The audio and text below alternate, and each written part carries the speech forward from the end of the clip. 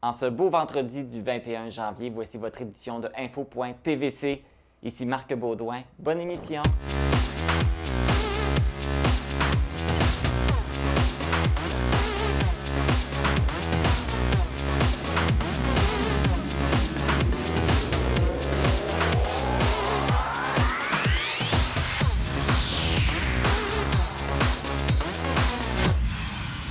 Bon vendredi à tous et à toutes. Nous avons encore une belle émission à vous présenter aujourd'hui.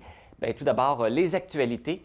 Au niveau de la COVID-19 cette semaine, on a recensé 37 nouveaux cas dans la vallée de la Matapédia, ce qui monte à 989 cas depuis le début de la pandémie. Et nous avons présentement 59 cas actifs.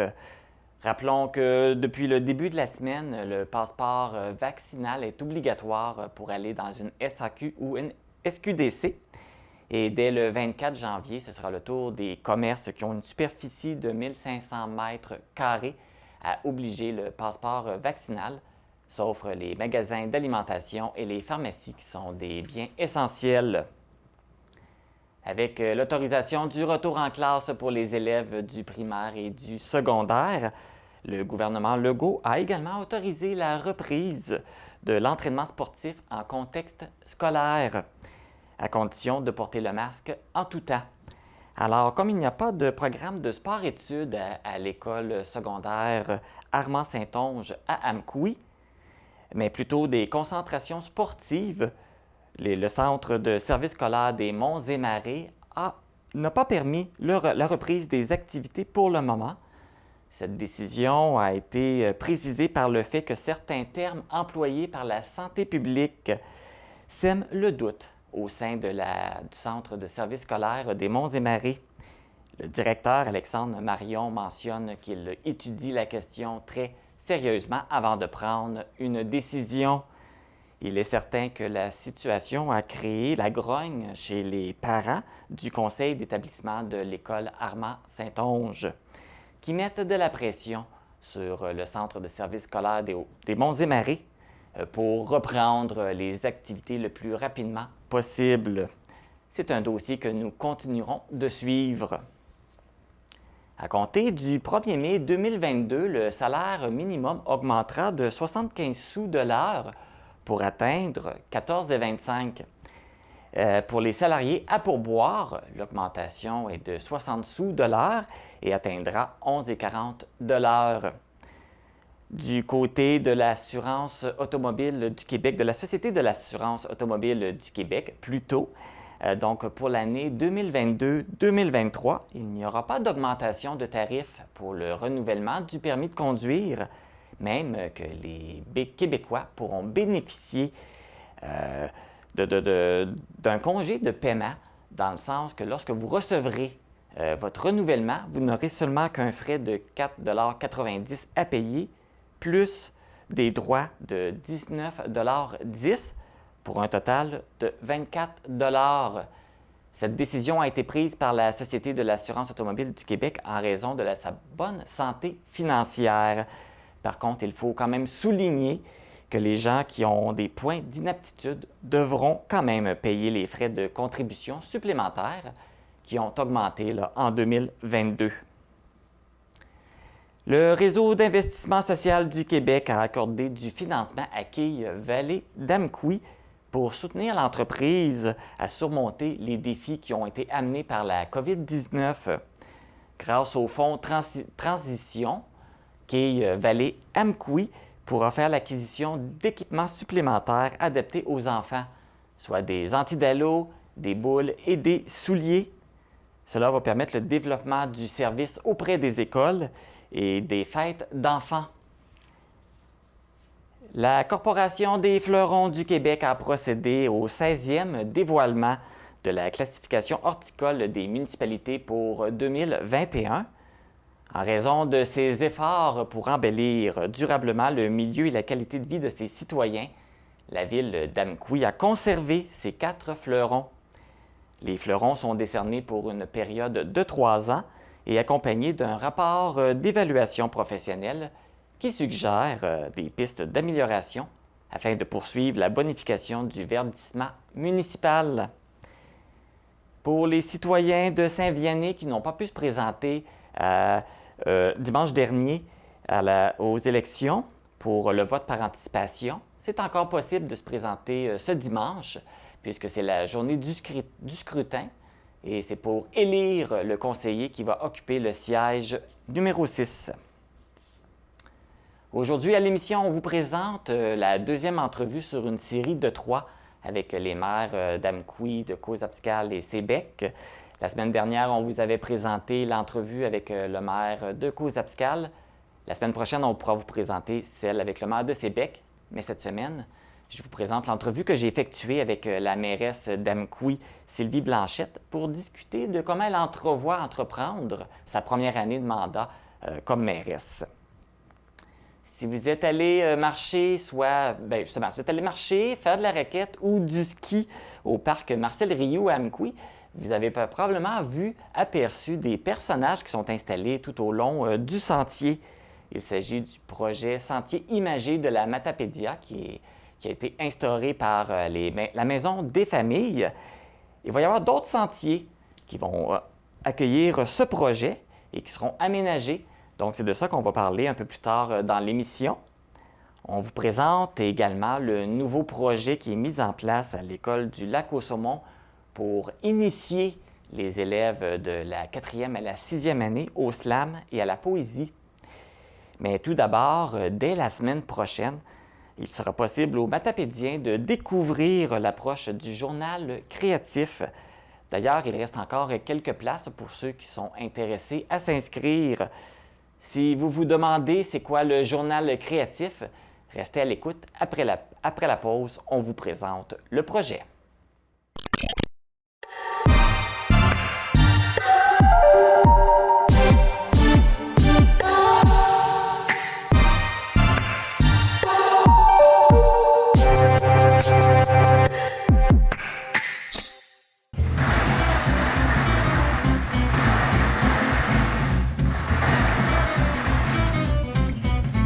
N44. Pascal, qu'est-ce que tu fais là? Ben, je fais le bingo. Ben non, on a un nouveau brouillé!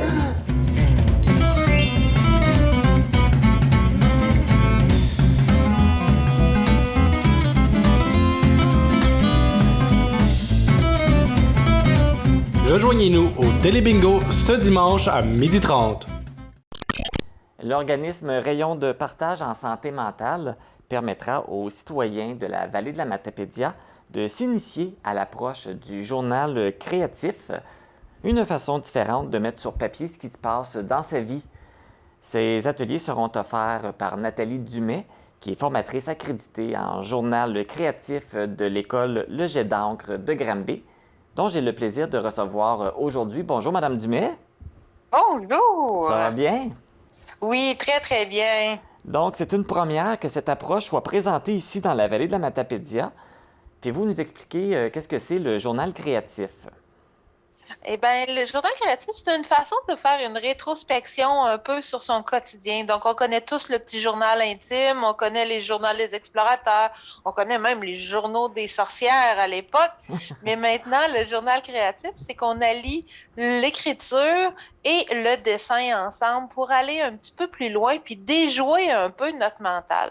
Parce que des fois, quand on écrit dans notre journal intime, on sait déjà ce qu'on veut dire, on est en train de se le dire, puis on répète la même affaire, puis on s'enlise dans la même histoire. Donc, quand on ajuste avec des techniques différentes, avec des images, avec le dessin, avec le gribouillage, et on va chercher l'autre côté de notre cerveau, et là, on fait des belles découvertes. Et donc, c'est quoi l'objectif de cette approche? C'est faire ressortir quoi chez la personne? Eh bien, on travaille beaucoup la santé mentale, la santé émotionnelle des gens. Donc, on sait que dans cette période-ci, c'est important de s'arrêter et de réfléchir à tout ce qui se passe. Donc, le journal, on approche beaucoup au niveau de l'émotion, au niveau du stress, au niveau des changements de notre quotidien. Mais ce qui est le fun, c'est comme c'est une pratique régulière qu'on instaure, bien, on peut faire des retours en arrière, des bilans de notre vie aussi. Donc, moi, j'en fais depuis 2005 et je vous dirais que des fois, je regarde mon cahier que je dans lequel je fais le journal. Et quand j'arrive à la fin, je fais un bilan de mon année ou de ma période de 6 mois qu'il y a eu dans le journal. Et là, je peux ressortir les grands thèmes de ma vie. Donc, ça nous permet vraiment d'aller plus loin. Fait que c'est une belle façon de faire son bilan. Et un peu comme vous mentionnez, là, le fait qu'on est en période de pandémie, où ce que les gens sont plus isolés, où ce que là, c'est plus difficile au niveau mental. Donc, c'est un exercice là, qui est approprié, là. Oui, bien, ça nous permet vraiment de s'arrêter. Ce qu'on dit aux gens, c'est qu'il faut prendre une période de 20 minutes par jour pour faire notre journal. Donc, de toujours le rendre accessible, de l'avoir tout près de soi. Donc, à ce moment-là, et de permettre d'avoir ses crayons, ses feutres, ses pastels et aller avec l'inspiration du moment. Donc, il y a différentes options là, qui s'offrent en activité. Donc, là, on va faire une conférence avec Rayon de partage où on va vraiment en parler dans l'ensemble. Et par la suite, on veut mettre sur pied des ateliers de cheminement pour aider des gens qui veulent aller un petit peu plus loin, vraiment à pratiquer les exercices. D'ailleurs, comme vous mentionnez, la première rencontre va avoir lieu la semaine prochaine, soit le 25 janvier, de 18h30 à 20h30. Fait que c'est plus pour expliquer c'est quoi le journal créatif, cette rencontre-là.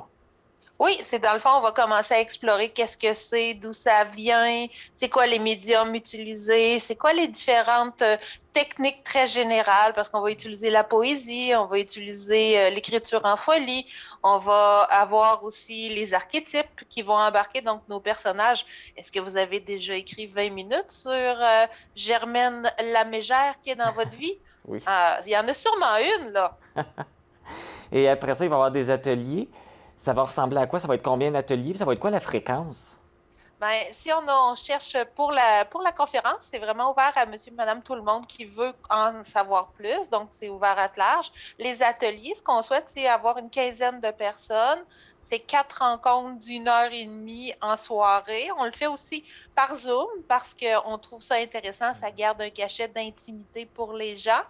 Et à ce moment-là, on va faire des activités. On va aller travailler justement avec Germaine Lamégère. On va avoir une activité avec de la musique où on va laisser aller notre inspiration. Donc, il y a toujours un petit bloc théorie dans l'atelier et 3 activités à faire pour s'initier au journal créatif.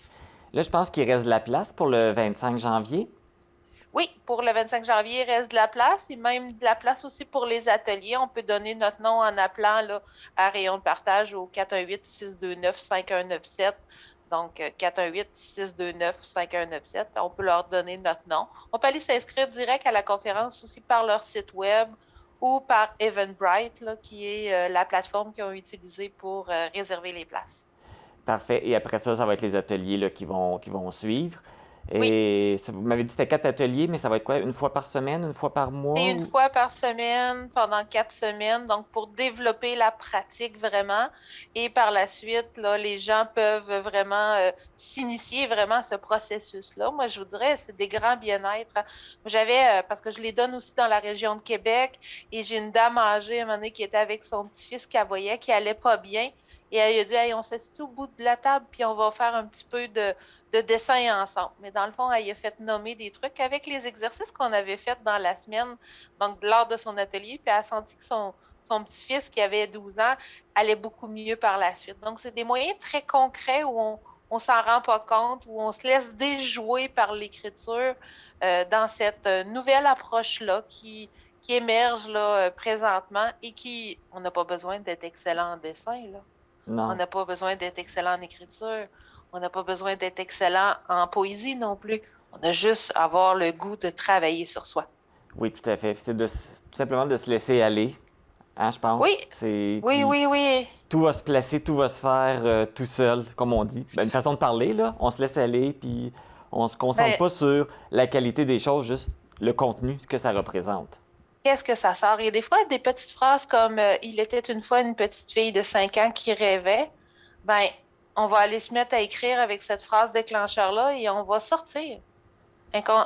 Sans le vouloir, tous nos rêves, nos passions. Puis là, après ça, on va pouvoir faire « Oui, mais j'ai fait quoi avec ces rêves-là, moi, de la petite fille de 5 ans? Je les ai-tu mis en pratique? Y a-tu le temps, là?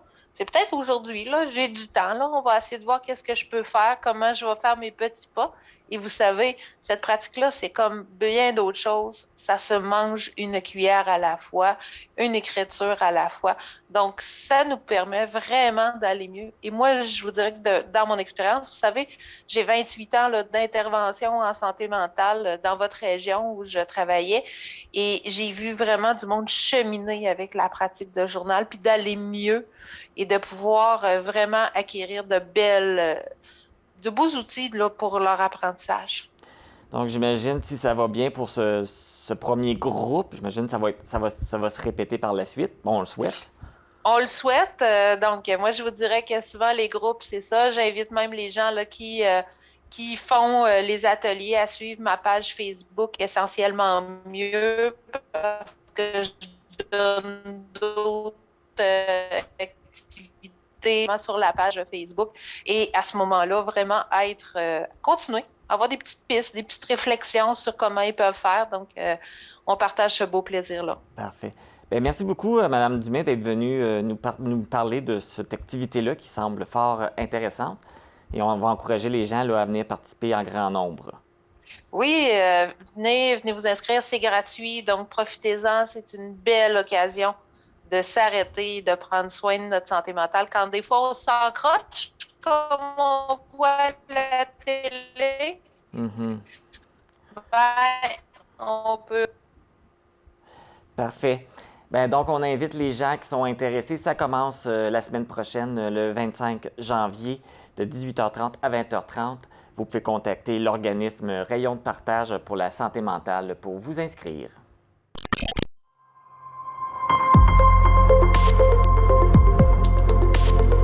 Pour connaître ce qui se passe chez vous, dans la vallée de la Matapédia, TVC Matapédia, on s'y retrouve partout. Dans le contexte actuel, quoi de mieux qu'une belle activité en famille qui permet de bouger à l'extérieur? Et la maison de la famille de la Matapédia vous permet cette opportunité avec ses parcours de sentiers imagés de la Matapédia. Donc, on en parle aujourd'hui avec Cynthia Desbiens, qui est agente de développement à la Maison des familles. Bonjour, Cynthia. Bonjour, Marc. Ça va bien? Ça va bien, toi? Oui, fait qu'on parle de ce beau projet des sentiers imagés. Oui. C'est quoi exactement? Bien, les sentiers imagés, ça ressemble à un gros chercher-trou géant. Dans le fond, on installe ça dans des sentiers boisés ou des parcs selon la disponibilité des lieux. Puis, dans le fond, on a une grosse affiche qui représente un thème. Puis, sur cette affiche-là, on retrouve 10 personnages. Puis, ces personnages-là sont aussi imprimés sur des gros coroplaces. Donc, on va les disposer un peu plus loin dans le sentier. Donc, les familles vont être invitées à trouver les personnages. Puis, à chaque personnage, il y a un déplacement de suggéré. Donc, pour rendre ça un peu plus actif, bien, ça peut être de marcher de côté comme un crabe ou de sauter comme un lapin en trouvant le prochain personnage. Fait que c'est vraiment une activité qui fait bouger. Puis, en plus, on peut faire le prêt de raquettes à neige. Donc, c'est tout inclus dans le même projet. C'est au port des sentiers. Donc, on peut faire de la marche, de la raquette, Oui. du ski. Oui. C'est approprié. Puis, comme tu mentionnais, il y a un panneau au début qui donne Oui. les instructions. Vous avez 10 personnages à trouver. Puis là, on voit les personnages qui sont à trouver. Puis là, ils se promènent. Ils C'est peuvent trouver les personnages. Et ça vous est venu où, cette idée-là? Bien, l'idée était déjà mise en place quand je suis arrivée en poste, mais c'est moi qui ai hérité de ce beau dossier-là. C'est un beau cadeau. Oui. Dans le fond, notre directrice de la Maison des familles, Louise Bernier, lors de rencontres avec d'autres organismes familles du Bas-Saint-Laurent, avait vu une idée semblable qui était passée, puis avait trouvé ça très intéressant. Puis on savait qu'il y avait quand même un petit quelque chose de semblable à Matane, qui est aussi fait par la Maison des familles de la Matanie. Donc, elle a demandé à la directrice Valérie Gagné, la directrice des Grands Amis, étant donné qu'elle habite proche, d'aller voir un peu qu'est-ce que ça avait de l'air.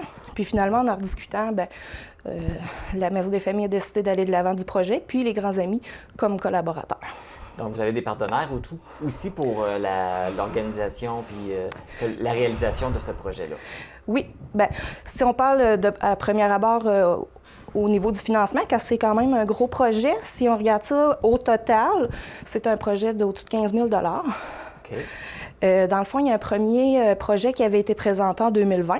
C'était par le ministère de la Famille. Il avait donné des sous à Centraide au début de la pandémie de COVID pour justement appuyer des projets d'initiative dans les organismes. Puis, dans le fond, il y avait eu une partie qui avait été attribuée pour faire imprimer 7 thèmes. Mais là, il y a une deuxième demande de projet qui a été faite pour bonifier de 10 thèmes supplémentaires. Puis ce qui inclut aussi les baguettes à neige, l'installation, les déplacements et tout ça. Donc, ça fait quand même un beau gros projet. Donc, c'est l'URLS du Bas-Saint-Laurent, l'Unité régionale des loisirs et du sport, qui en finance 70 %. Puis, la balance, bien, c'est les municipalités pouvaient nous aider à leur convenance pour qu'on puisse s'installer chez eux. Oui, parce que c'est ça l'objectif, je pense, c'est d'en avoir un dans chaque municipalité. Exactement. Donc, pour l'instant, on est déjà rendu à 10 municipalités qui ont donné leur OK sur les 18. Donc, il m'en reste quelques-uns à contacter. À convaincre. Oui, bien, c'est ça. J'ai commencé à en rencontrer personnellement avant les fêtes, mais après les fêtes, avec le tour de la COVID puis le télétravail, bien, dans le fond, on a fait ça par courriel, mais je dois les contacter prochainement, puis en voyant que c'est quoi notre beau projet, bien, j'imagine qu'ils vont avoir le goût d'embarquer avec nous. Parce que là, il y en a déjà un en place, puis ceux qui se sont promenés pendant le temps des fêtes, bien, il est au parc Marcel Rioux à Amkoui, Oui. donc avec le thème qui était Noël. Il Oui. est encore là, je pense. Bien, il est encore là. On le laissait quand même. Il fait assez froid pour qu'on se sente encore Noël. Là. Puis, Oui. de toute façon, on n'a pas eu de gros Noël. Donc, on le laisse encore un petit peu, mais là, on attend que d'autres thèmes sortent de l'impression. J'en ai quelques-uns de près. Donc, demain, je vais aller en installer. Je ne peux pas vous dire exactement où, parce que j'attends de savoir combien je vais en avoir. Mais ça s'en vient. Puis, au fur et à mesure qu'il va sortir des thèmes puis que les municipalités embarquent, bien, ça va être installé. Et puis là, pour les gens justement qui veulent savoir, OK, est-ce qu'il est prêt dans ma municipalité, il va être où? Comment ils peuvent obtenir l'information? Bien, l'information va tout être disponible sur la page Facebook Les Sentiers imagés de la Matapédia. Donc, on met toute l'information où ils sont, dans quelle municipalité, quel sentier, à quel endroit.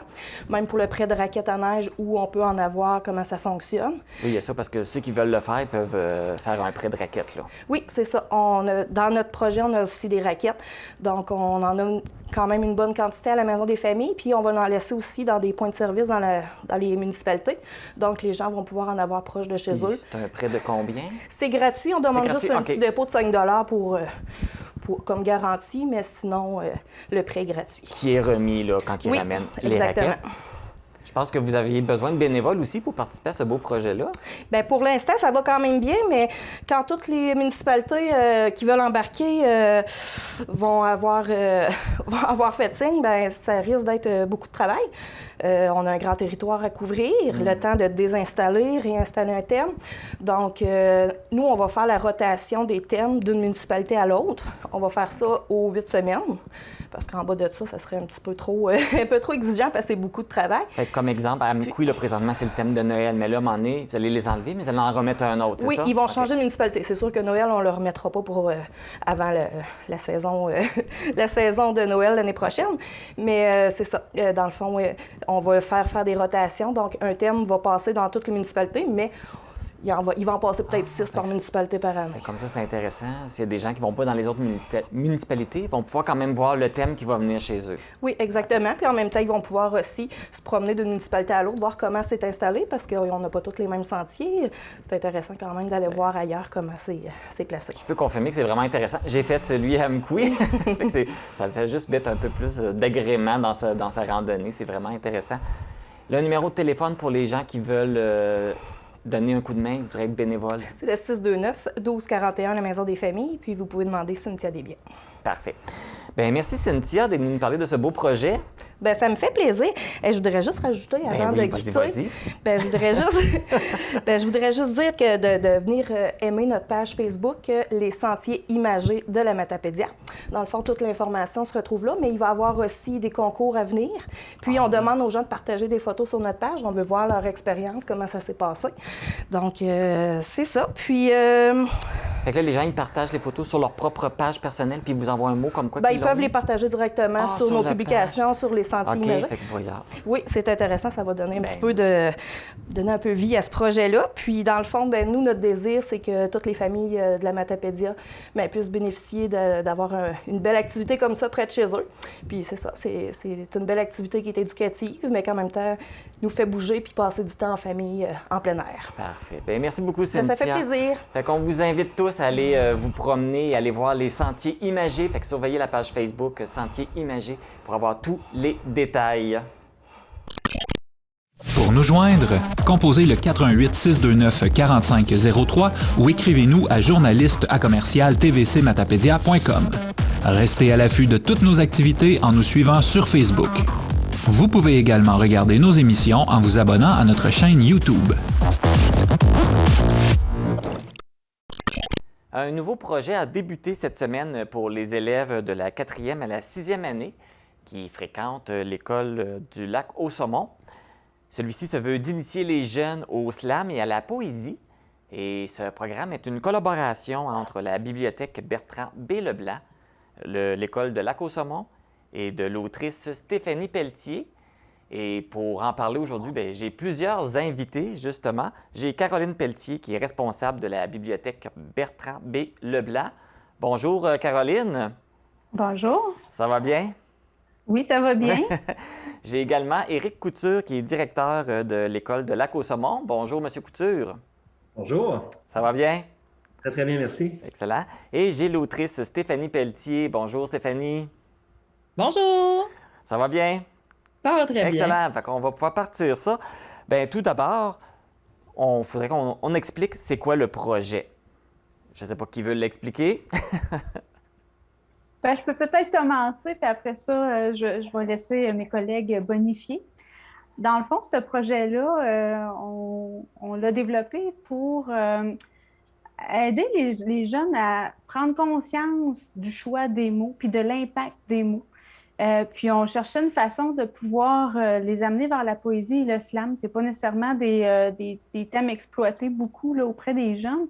Puis moi, de mon côté, j'avais déjà interpellé Stéphanie pour un projet là, avec les fêtes de l'Acadie là, au niveau du lac au Saumon, mais avec la COVID et tout ça, ça a été quelque peu avorté, ce projet-là. Fait qu'on a profité pour pouvoir le redévelopper, mais autrement, via un appel là, à projet là, du ministère de l'Éducation et des Communications. Et puis, c'est ça, qu'à un moment donné, je suis allée en parler avec M. Couture là, à l'école au début de l'automne. L'école commençait à peine pour proposer ce projet-là, voir si c'était quelque chose de faisable. Puis on avait l'enjeu aussi que pour cet appel à projet-là, ça doit cadrer dans ce qu'on appelle des journées pédagogiques. Donc, les enfants ne doivent pas manquer des journées d'école pour pouvoir faire ces ateliers-là. C'est pour ça qu'on utilise les demi-journées CAP, là, qui étaient déjà... c'est un essai pour l'école cette année, puis en plus, on s'incruste dans leur essai, fait qu'on prenait ces plages horaires-là. Et puis, c'est ça, c'est qu'on veut les amener, les jeunes, à jouer avec les mots, puis vraiment en faire quelque chose où l'estime de soi, on va développer beaucoup de choses, je pense, parce qu'il va y avoir de quoi de beau à la fin, une exposition. On va reprendre des bouts de leurs travaux, finalement, pour en faire des signets pour les livres que nous, on va distribuer à la bibliothèque. Fait qu'il y a vraiment quelque chose de pérenne au travers de ce projet-là. Puis les familles, l'école, la communauté va pouvoir aussi voir tout le progrès dans le projet et les résultats. Fait que je ne sais pas, je peux laisser peut-être M. Couture et Stéphanie là, compléter. S'il y en a qui veulent rajouter des informations, de toute façon, là, comme ce que je comprends, c'est la bibliothèque qui a initié le projet. Donc là, l'école et Stéphanie, vous avez embarqué. Pourquoi vous avez embarqué? Qu'est-ce qui vous a allumé dans ce projet-là? Je peux prendre, je peux prendre le flambeau. En fait, moi, ce qui m'allume, c'est d'aller rencontrer les jeunes. Je trouve ça vraiment, en fait, dans mon métier d'écrivaine, j'ai toujours eu le souci de faire œuvre utile. J'ai besoin d'avoir l'impression que mon travail a un impact sur ma communauté. Et puis, je trouve que d'aller travailler avec les jeunes, c'est une des façons les plus directes d'avoir un impact parce qu'on cultive les lecteurs de demain. On travaille déjà à les initier à ce qui est les mots, la littérature. Et si on veut continuer d'avoir un public, des jeunes qui vont être à l'écoute, sensibilisés par notre métier, par notre travail, c'est important d'aller les voir. Mais je pense que ce qui est important aussi, c'est que les jeunes puissent avoir accès à une autre façon de voir les mots. Parce que c'est sûr que ils ont un programme à suivre quand ils sont en milieu scolaire, puis c'est hyper important, les travaux qu'ils font. Mais parfois, ils sont très, très encadrés. Puis c'est drôle quand moi, je débarque parce que je leur donne comme beaucoup, beaucoup de liberté. Puis des fois, ils sont saisis par cette liberté-là. C'est comme, oh, OK, là, il n'y a pas vraiment de critères. Non, non, les critères, c'est juste comme d'aller plus loin avec les mots. Donc, je leur offre comme un espace de liberté et de jeu. Et c'est, à mon avis, ce qui est le plus stimulant là-dedans, c'est de m'amuser avec eux pour leur donner vraiment l'occasion d'avoir conscience que c'est un grand plaisir de plonger dans le langage, puis de jouer avec et de toutes les possibilités. Tu sais, moi, je leur dis, je fais de la magie avec mes mots, là. Quand je vous parle, j'ai le pouvoir de mettre plein d'images dans votre tête. Donc, imaginez le pouvoir que vous avez quand vous commencez à travailler avec les mots. Puis, tu sais, des fois, je les mets même en garde en essayant de leur faire apprendre aussi que le langage, c'est précieux, c'est important, mais ça peut être dangereux, puis on peut facilement être manipulé aussi par les mots. Donc, on travaille tout ça ensemble. Puis moi, ça me stimule terriblement parce que les jeunes, ils sont allumés, tu sais. Puis du moment qu'ils embarquent dans cette affaire-là, ils ont un plaisir à jouer. Puis moi-même, ça me fait revoir le langage autrement. Donc, c'est sûr que quand on me propose, moi, d'aller travailler avec des jeunes, je dis tout le temps oui, avec grand plaisir. Oui. Monsieur Couture, vous, ça vous a emballé ce projet? Oui, tout à fait. Je suis vraiment emballé par le projet parce que, oui, effectivement, Mme Caroline parlait tout à l'heure des projets CAP, donc dans les après-midi, où justement les élèves, on organise des activités pour les élèves. Alors ça, c'est une nouvelle offre de service qui est offerte pour les élèves, mais le côté pédagogique également qui est attaché à ça. Donc, la quinzaine d'élèves à peu près là, qui est inscrit dans le projet actuellement pour le reste de l'année scolaire, donc à chaque 3 semaines, en fait, pour compléter notre année scolaire, va leur permettre de développer davantage d'écriture dans un autre contexte classe, comme Mme Stéphanie parlait tout à l'heure.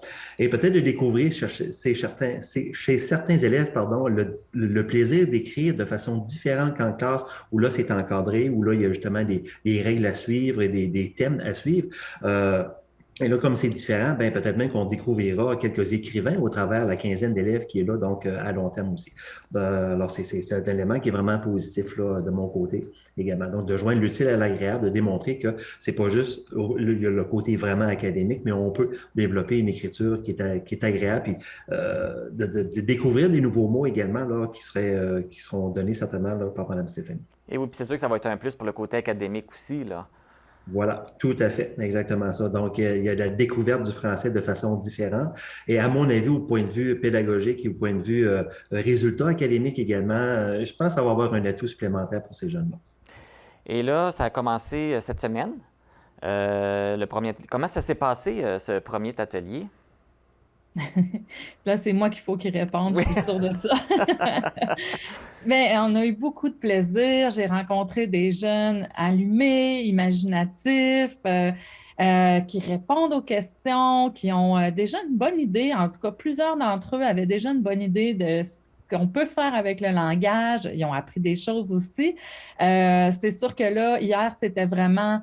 j'expliquais le projet, en fait, parce que de façon concrète, le projet, c'est qu'on va, on va travailler à écrire des textes, on va y aller plus du point de vue de la poésie ou du slam pour créer, en fait, j'ai un petit exemple ici, j'en ai fait un pour leur montrer, une boîte à poèmes.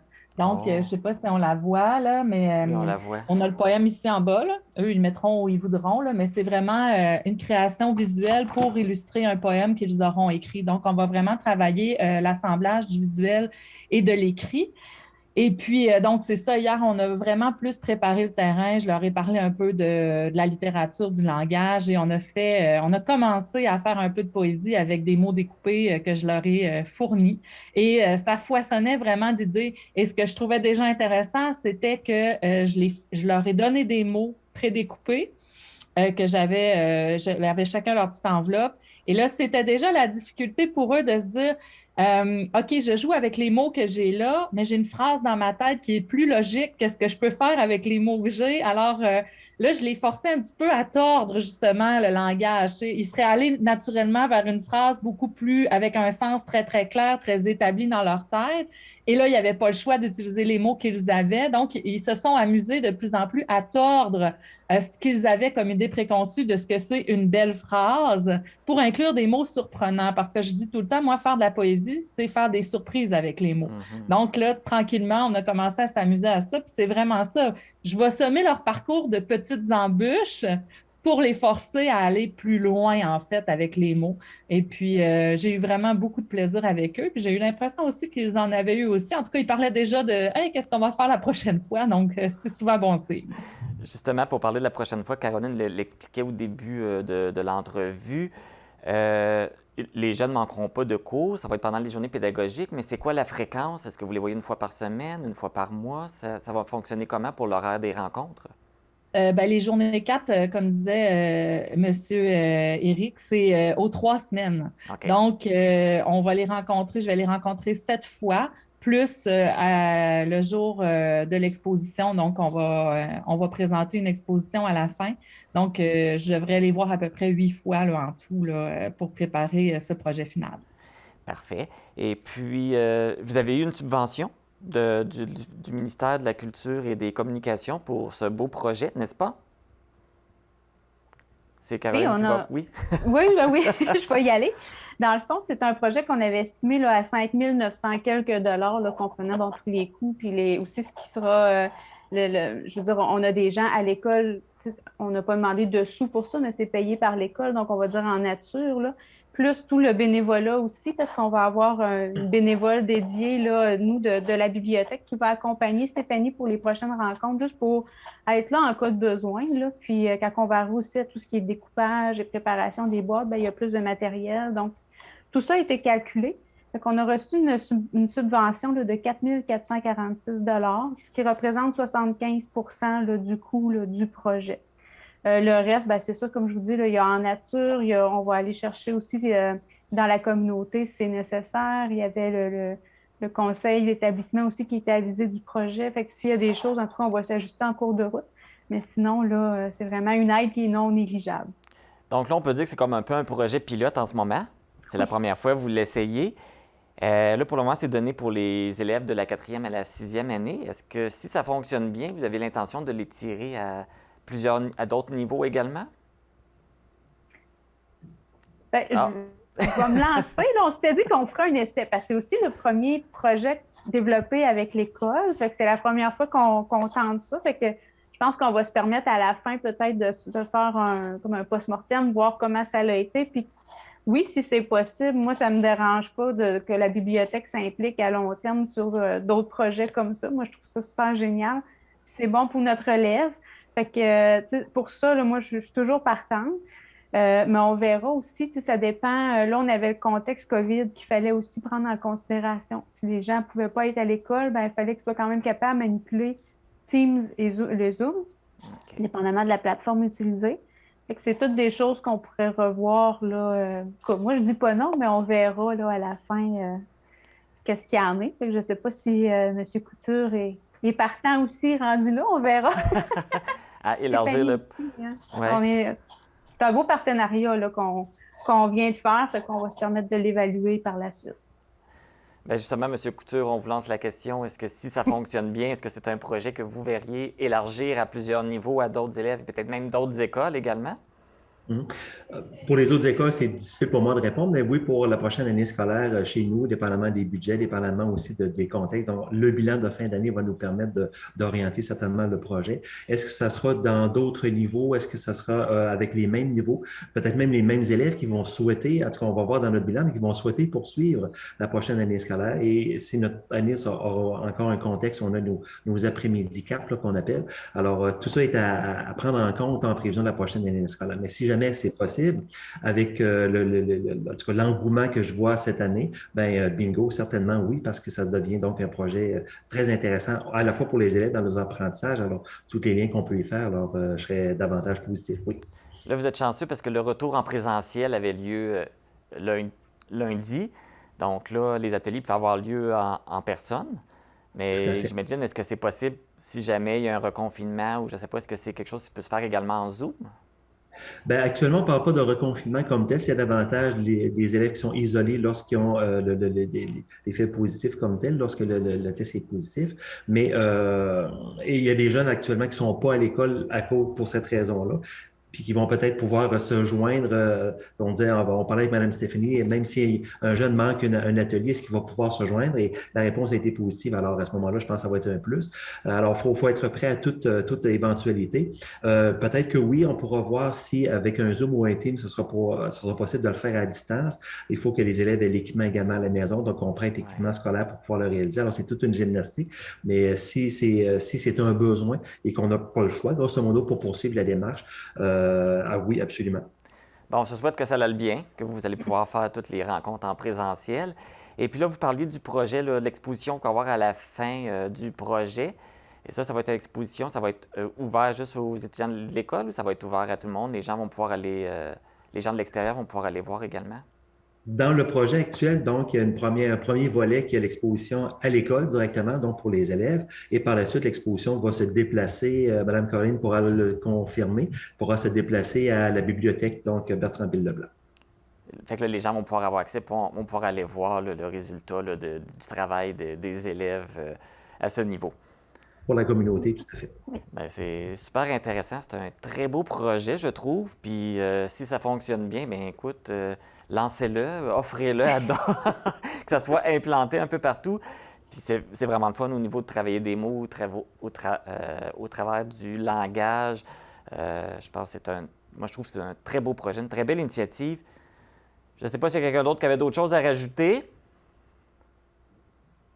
Oui, c'est pas mal complet. Ça va? Pour Caroline et Stéphanie aussi, ça va? Oui. Oui, Parfait. Bien, merci beaucoup d'avoir accepté notre invitation et d'être venu nous parler de ce beau projet. Puis on vous souhaite un beau succès avec celui-là. Et bonne chance. Bonne réussite. Ben, merci. Merci. Merci beaucoup. Au plaisir. Merci. Bye-bye. Bye-bye. Oui, ce sera pas long, je vais vérifier ça.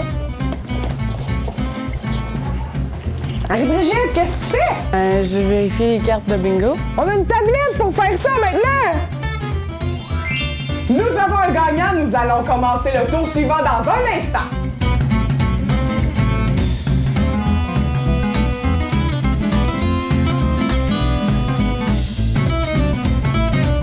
Rejoignez-nous au Télébingo ce dimanche à 12h30. L'histoire d'Amqui a été marquée lors des dernières élections municipales avec l'élection d'une première femme à la tête de la ville. Donc, je suis avec Sylvie Blanchette, première mairesse d'Amqui. Bonjour, Madame Blanchette. Bonjour, Ça va bien? Je peux t'appeler Marc, hein, Ben tu oui, permets? oui, c'est mon nom, fait que c'est bien correct. Je ne me suis pas trompée, ça va. Ça. Bonjour, ça va très bien, Ça va. merci, oui. Bien, tout d'abord, félicitations pour vos élections que vous avez gagnées en novembre dernier. Oui. Et puis, en plus, vous êtes une pionnière, vous marquez l'histoire, vous êtes la première mairesse d'Amqui. Qu'est-ce que ça représente pour vous? Bien, c'est sûr que ça représente beaucoup. Première mairesse, c'est historique. En même temps, tu sais, je le vois aussi comme, bon, les gens m'ont donné confiance. Oui, je suis une femme, mais oui, je suis une personne qui peut faire le travail. Je suis une personne qui a toujours foncé dans la vie, qui aime les responsabilités, je pense, qui aime les défis surtout. Fait que c'est ça que je retiens, moi. C'est, oui, mairesse, mais avant tout, la personne qui veut amener Amqui là où les gens d'Amqui veulent aller. Donc, c'est pas juste une question de sexe, c'est plus une question de capacité et de volonté. Mais excuse-moi, mais même dans mon travail, moi, tu sais, j'ai travaillé 40 ans pour AgroPure, Division Natrel, puis j'ai toujours travaillé dans un milieu d'hommes. De toute façon, j'ai eu à gérer des hommes au niveau du transport, au niveau de la distribution. Fait que pour moi, le côté sexe, le côté un homme, une femme, regarde, moi, c'est qu'on est des êtres humains, puis on doit travailler ensemble. Tout à fait. Mais vous êtes connue aussi quand même du coin. Vous avez été conseillère un mandat avant. Qu'est-ce qui vous a amené à dire, bien là, je décide de passer de conseillère à mairesse?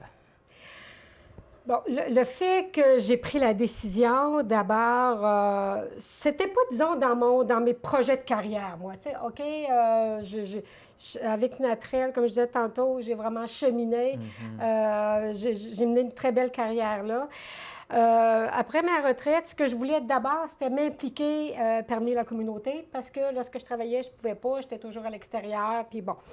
Fait que mon but premier, c'était de m'impliquer, de donner à ma communauté. Bon, donc là, c'est présenté les élections en 2017. Je venais d'accompagner ma sœur, Huguette, qui était décédée, qui était très, très impliquée, elle, puis qui m'avait... J'avais beaucoup discuté avec elle avant son décès et qui m'encourageait. Alors là, en 2017, c'est ça, je me suis présentée comme conseillère, j'ai été élue. Et je me suis très impliquée, très impliquée quand même durant mon mandat de conseillère. Là. J'en ai fait plus que le client demande. Alors, mais j'aimais ça, c'est ça. J'allais dans les dossiers, j'approfondissais les dossiers. J'aimais quand c'était le temps de prendre une décision, de bien connaître quand même pour toujours prendre la meilleure décision possible. Alors, ce qui s'est passé, c'est que, bon, Pierre Damour, qui était maire à ce moment-là, quand même, on était une belle équipe aussi de conseillers. Et quand M. Damour, au mois d'avril, a décidé ou a dit qu'il ne se représentait pas, pour moi, ça a été une surprise parce que j'étais certaine qu'il allait faire un autre mandat. Fait que je me disais, bien, gars, moi, je vais l'accompagner aussi. Si les gens veulent m'élire une deuxième fois, je vais rester comme conseillère. Fait que c'est sûr que lui, quand il a annoncé son retrait de la vie politique municipale, là, je suis tombée en réflexion, là, puis je me suis dit, bon, je vais essayer de laisser aller un peu le temps. J'ai pris de la formation même au niveau de l'Union des municipalités du Québec à ce moment-là, qui disait un peu, c'est ça, les femmes en politique, on parlait de femmes tantôt, mais les femmes en politique aussi, ou le fait de s'impliquer aussi en politique, notre communauté. C'est sûr qu'il y avait des pour, puis il y avait des contre aussi, parce que on le sait que c'est les médias sociaux, c'est pas évident. Hein? Non, c'est une autre chose à gérer. Hein? Une autre chose, ça fait qu'encore là, j'avais suivi d'une formation être ou ne pas être sur les réseaux sociaux. Puis, bon, fait que là, en fin de compte, j'ai laissé cheminer. Je cheminais là-dedans. Puis, bon, il y avait un autre conseiller qui avait annoncé quand même sa mise en candidature. Fait que je me disais, bien, gars, c'est qu'à un certain moment donné, je me suis dit, Sylvie, si tu le fais pas tout de suite, là, ben tu le feras pas. Tu le feras pas dans 4 ans. Parce que dans 4 ans, je vais avoir 4 ans de plus. Ouais. Moi, je dis toujours que je recule, mais... C'est quand on dit qu'il faut vivre au jour, c'est là. C'est ça. Fait que là, c'était là où dans ma tête, à moi, ça serait pas dans 4 ans. Là. Fait que là, je dis, ben gars, puis comme je vous disais, je suis quelqu'un de défi. Fait que j'en parlais un petit peu avec mes amis, ils me disaient fais attention. Puis il y en a beaucoup d'autres qui m'encourageaient. Fait que la décision s'est prise au mois de juillet et j'ai annoncé. Bien, ça porte tes fruits. Oui. Les gens vous ont fait confiance. C'est pas trop une longue réponse, j'espère. Mais non, mais c'est correct, c'est parfait. C'est intéressant de voir le cheminement parce que justement, c'est pas évident de faire de la politique. Hein? Fait que c'est une longue réflexion. C'est pas une décision qui se prend un matin, je me lève puis je fais ça, là, j'imagine. C'est quelque chose qui est longuement réfléchi. Là. Et puis, il faut que ça soit réfléchi. Et moi, je ne dis jamais j'aurais dû, bien dû, donc dû. C'est ça, c'est que je réfléchis longtemps, mais quand la décision est prise, je ne regarde plus en arrière, là, c'est que je regarde en avant. Fait que c'est pour ça que, oui, normalement, je prends le temps, justement, puis ça a toujours été comme ça. Mais pour ça, à partir du moment qu'elle est prise, c'est en avant, on fonce, puis... on fait ce qu'il y a à faire. Là, vous mentionnez, c'est pas évident non plus avec les réseaux sociaux, mais la politique, c'est un peu ingrat. Hein? C'est pas évident parce que des fois, on parle, on est 4-5 personnes ensemble, on a de la misère à s'entendre. Et là, il faut prendre une décision pour la population. La société en général. Donc, c'est sûr qu'on est ouvert, on devient ouvert, il faut être ouvert aux critiques, puis on devient une cible facile. Comment vous voyez ça, vous? Est-ce que ça vous fait peur de peut-être que des gens ne seront pas d'accord avec les décisions que vous allez prendre? Ben, tu sais, j'arrive à la Ville d'Amqui quand même avec un bagage d'expérience. Là. Bon, au niveau de mon travail, encore là, j'ai eu la chance d'avoir des postes de responsabilité. Je devais faire des choix, je devais prendre des décisions, je devais rendre des décisions que je prenais.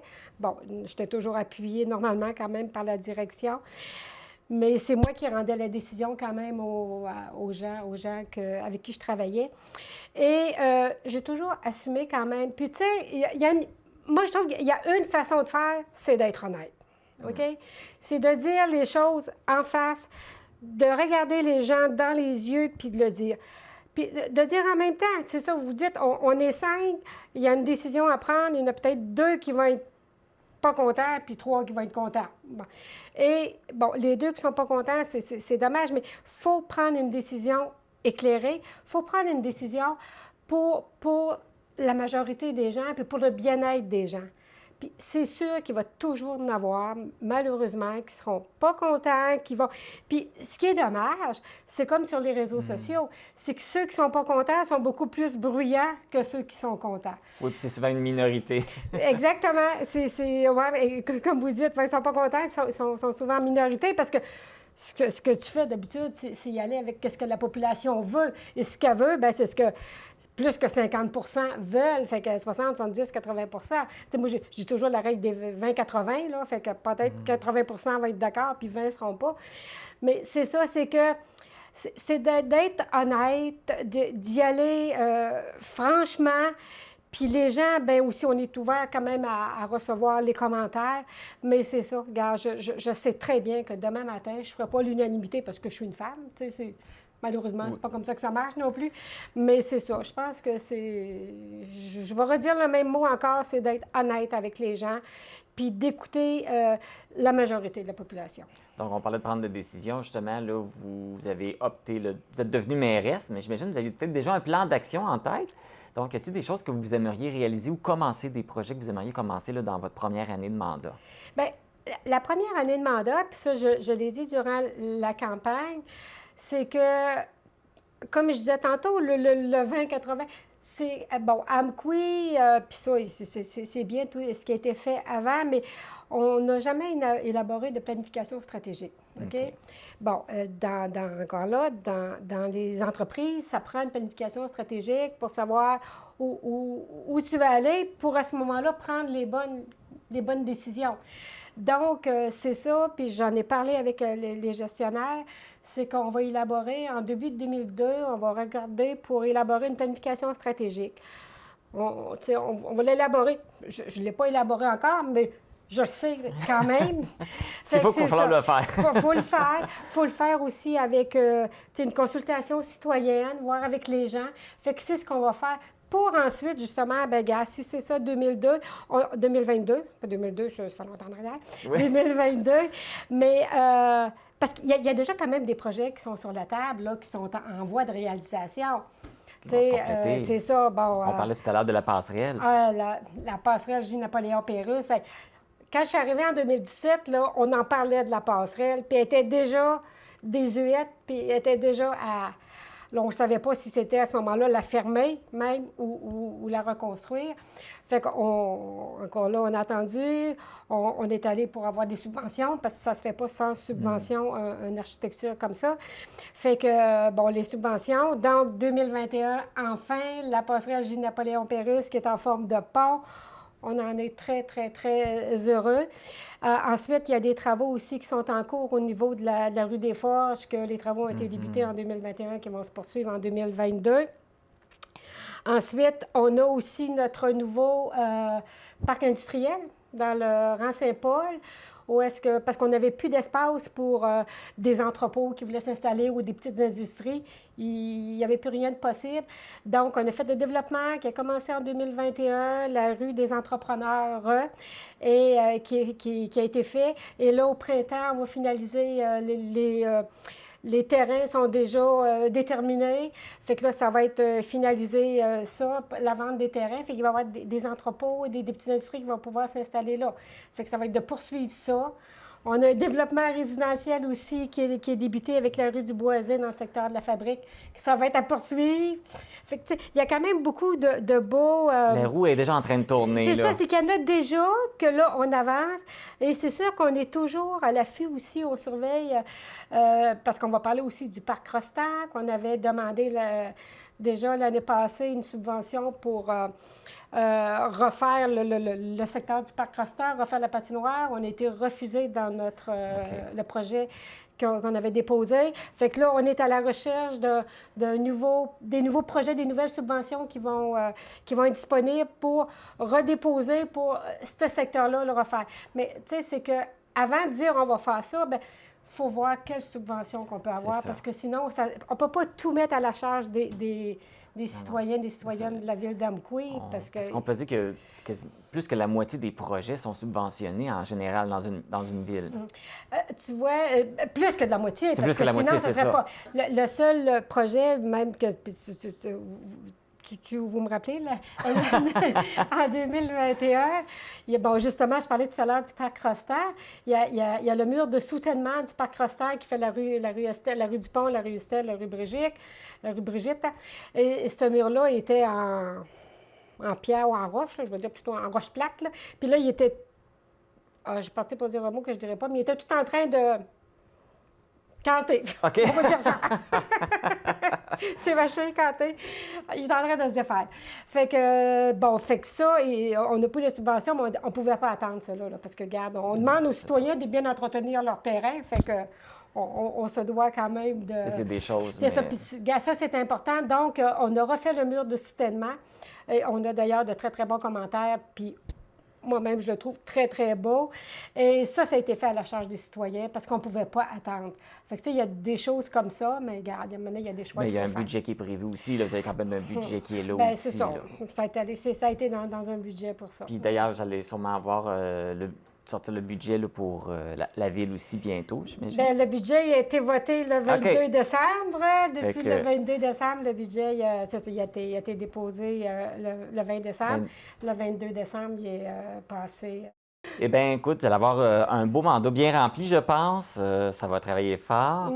Et puis, avant de compléter, je pense que vous aviez un message à donner à vos citoyens. Bien, je vais passer 2 messages, OK? Parce pas de problème. En 2022, on va parler beaucoup aussi au niveau du bac brun, OK? On va parler de matières résiduelles. Donc, on va demander aux gens, on va les sensibiliser afin que le bac brun soit de plus en plus utilisé. Il y en a qui nous parlent d'inconvénients. On a quand même des sacs qui sont compostables, des petits sacs de plastique qui sont compostables, qu'on peut mettre nos résidus de cuisine. Alors, c'est que le bac brun doit être plus utilisé afin de diminuer les déchets qu'on met dans le bac vert. Parce que le bac vert, on le paie vraiment au tonnage, tandis que le bac brun, c'est pas du tout le même coût. Fait que ça, on va travailler ça beaucoup. On va travailler avec la Régie des matières résiduelles pour essayer de trouver une solution aussi pour diminuer les coûts. Et ce que je vais demander aux gens en 2022, il va faire chaud à un moment donné, là, les thermopompes, s'il vous plaît, afin d'éviter d'avoir des infractions, afin d'éviter qu'on ait à refuser des demandes de dérogation après installation. Je vous en prie, s'il vous plaît, dites-le à vos amis, à votre famille, partout, ou faites-le vous-même. Demandez un permis quand ça vient l'instant, quand ça vient le moment d'installer une thermopompe, parce qu'à Amqui, ça prend un permis. Ça fait que, s'il vous plaît, dites-le et venez chercher votre permis. Et avec ça aussi, bien, c'est sûr que je souhaite à tous les gens une très, très belle et bonne année 2022. Et j'espère qu'on va pouvoir s'amuser en grand nombre. Voilà, le message est lancé. Sylvie Blanchette, ce fut un plaisir de vous rencontrer, de discuter. Vraiment, et je vous souhaite un beau mandat. Puis on va sûrement avoir la chance de se reparler pour annoncer des belles nouvelles ou pour faire le suivi là, de ce qui se passe ici à Amqui. Bien, c'est très agréable et de toute façon, je me permets quand même si ça fait déjà quelques semaines, de vous souhaiter la bienvenue, Marc, ici à Amqui. Et pour nous, vous êtes une belle acquisition. C'est agréable de jaser avec vous et j'espère que vous allez me réinviter. Certainement, certainement. On va savoir plein de choses à raconter. Oui, merci. Merci beaucoup. C'était Sylvie Blanchette, mairesse d'Amqui. Informatique Bar-Est est responsable de l'entretien du matériel informatique de votre TVC. Informatique Bar-Est, vente et réparation d'ordinateurs, services commerciaux et résidentiels. 418-629-INFO. C'est maintenant la fin de l'édition du 21 janvier de Info.tvc. Les vêtements que je porte sont une gracieuseté de la boutique Passion Mode située au 118 rue Saint-Jacques-Nord à Cause-Abscale. En ce moment, il y a une vente. Vous pouvez économiser jusqu'à 30 à 70 % sur tous les vêtements de la saison estivale pour hommes et femmes. Veuillez prendre note que le Télébingo cède sa plage horaire ce dimanche pour le 25e Télé-Radioton de la ressource pour les personnes handicapées du Bas-Saint-Laurent, Gaspésie, île de la Madeleine. Le Télé-Radioton sera en ondes dès midi et met en vedette plusieurs artistes, dont Michel Rivard, Marc Dupré, Ludovic Bourgeois et deux frères. Voilà ce qui complète l'émission. Moi, je vous souhaite une bonne semaine et je vous retrouve vendredi prochain.